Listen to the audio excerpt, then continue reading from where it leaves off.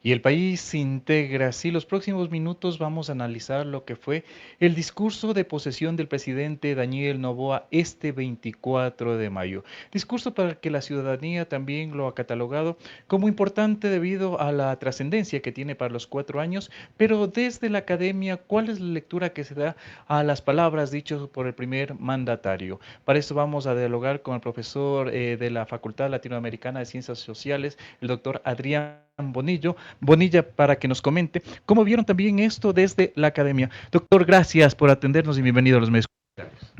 Encantado de tener esta conversación. Doctor, lo decíamos, este 24 de mayo el presidente Daniel Noboa dio un discurso que para la ciudadanía de alguna manera fue enfocado en lo que va a ser. Desde la academia, ¿cómo se interpreta? Más que desde la academia, desde una lectura más bien personal, se trata de un discurso convencional para este tipo de eventos. Creo que los elementos nuevos estuvieron en la forma.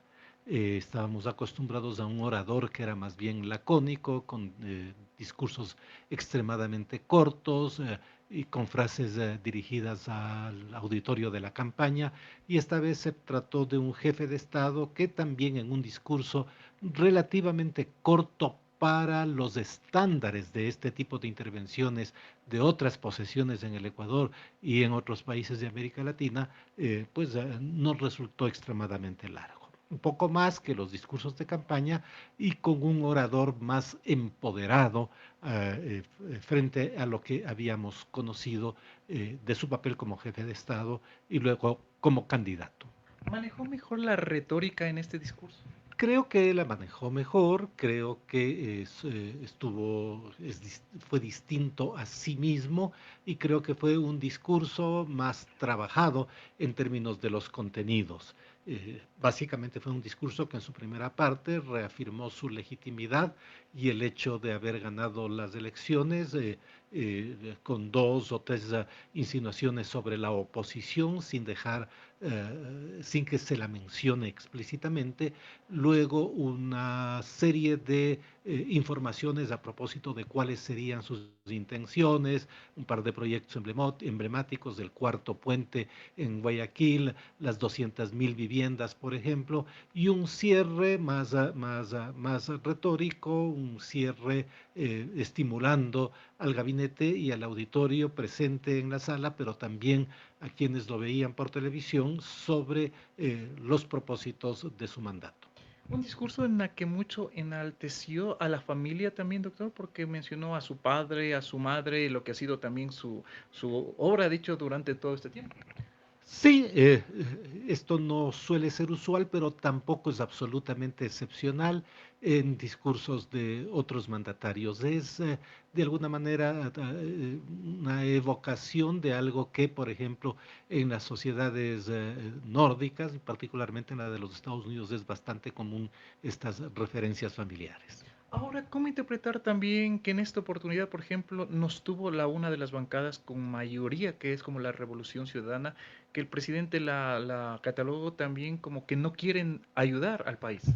Bueno, es absolutamente explicable. No es la primera vez que esto ocurre con una bancada de oposición. Sucedió también en el gobierno o en la posesión de Febres Cordero, en fin. Es absolutamente explicable dada la oposición frontal de esa bancada y dado el hecho de que su dirigente máximo, que vive fuera del país, no reconoce los resultados electorales todavía. Es eso, el presidente Novoa ha señalado que ahora tiene respaldo en la Asamblea Nacional y que de alguna manera se va a garantizar que los envíos de proyectos se puedan aprobar. Vamos a mirarlo porque hasta el momento la mayoría que se constituyó en la Asamblea Nacional es una mayoría alrededor de las designaciones de las autoridades legislativas. Vamos a mirar si esa mayoría persiste a propósito de proyectos emblemáticos. El primero de ellos, el que tiene que ver con el control económico a las organizaciones de delincuencia transnacional organizada, que tiene mucho de contenido penal más que económico. Ahora el presidente, como usted lo mencionaba, señaló algunas obras que dijo este año va a ser de las obras, pero para varias de esas obras también necesita el respaldo también de la Asamblea para que pueda continuar. Necesita, sobre todo cuando se apruebe el presupuesto. Tenemos una mayoría que está constituida. eh, eh, esta mayoría vamos a ver si se consolida, pero si no se consolidara, esto no significa que quienes no votan por el gobierno van a votar junto con la oposición. Vamos a tener unas bancadas en el medio que van a inclinar la balanza dependiendo de conveniencias si es que la mayoría gubernamental no se consolida. Han señalado algunos analistas también que ahora el presidente Noboa tiene una hegemonía porque tiene varias funciones del Estado. ¿Usted cómo lo considera? Creo que tampoco es inédito. En el Ecuador hemos tenido ejecutivos que han controlado la Asamblea, que han controlado la función judicial y los otros poderes del Estado durante varios periodos en distintos gobiernos, y esto es parte del repertorio común de la política ecuatoriana. La estabilidad de ese control es algo que se encuentra bajo asedio, es parte también de la naturaleza del conflicto político en el Ecuador. ¿De alguna manera trasciende, por ejemplo, que estén tan solo dos presidentes, como fue la presidenta del Perú, Dina Boluarte, y el presidente de Colombia, Gustavo Petro, y no estén otros mandatarios? En el ámbito doméstico no importa tanto, es decir, hacia adentro del Ecuador. En el ámbito internacional son costos que el gobierno está pagando y probablemente continuará haciéndolo a propósito de las diferencias que hubo con el gobierno mexicano por el incidente en la embajada. El presidente Gustavo Petro mencionaba precisamente que esta visita fue más que para acompañar el evento de posesión, era para analizar la liberación de presos políticos, señor. No sé si hubo una reunión bilateral entre los dos presidentes. El presidente Gustavo Petro tiene que legitimar esa visita frente a su entorno político inmediato también. Ahora, ¿qué deja precisamente este discurso, doctor? Son 21 minutos que tomó el presidente, fue más, 10 minutos más de la vez anterior. ¿Qué deja para los ecuatorianos? ¿Cuál es la lectura que se podría tener? La que deja cualquier otro discurso de posesión. Un discurso de posesión de un presidente normalmente es parecido en todas partes, y en el Ecuador los otros discursos han sido similares en el sentido de que algunos muchísimo más largos, los presidentes pues agradecen los respaldos, dicen cuáles son sus planes de trabajo y llaman a la sociedad, algunos casos a la unidad, en otros casos a apoyar al gobierno. Es lo mismo, sino que solo en 21 minutos. Ahora logrará cumplir algo de lo que ha ofrecido, toma en cuenta que también ofreció un proyecto nuclear que sería para generar energía.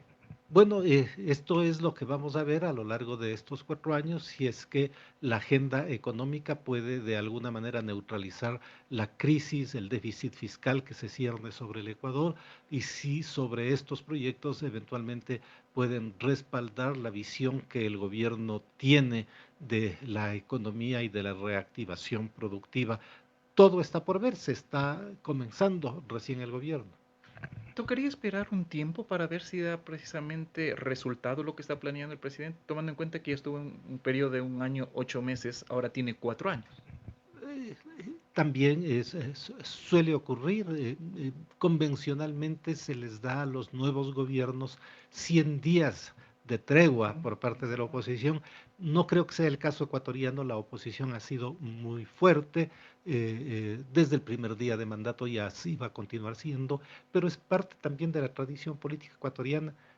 No ha habido, que yo recuerde, en los últimos 20 años gobiernos que no hayan asumido sin oposiciones y sin oposiciones feroces. Este es un episodio más de esa tradición política en el país. ¿Es momento de cambiar el gabinete de gobierno o deben mantenerse? Y bueno, se trata de un gobierno que ha sido reelegido con esos ministros, y los ministros en cualquier gobierno se renuevan constantemente. Puede ser un momento, pero estas son decisiones que tienen que ver con las necesidades del Ejecutivo y la evaluación que haga de sus ministros. Es un momento para hacer esa evaluación. Pero en realidad En los hechos, en cualquier momento un presidente puede cambiar a alguien que controla una cartera de Estado. Ahora, con esto el presidente, de alguna manera, al tener 4 años ya como mandatario, podrá reafirmar relaciones a nivel internacional.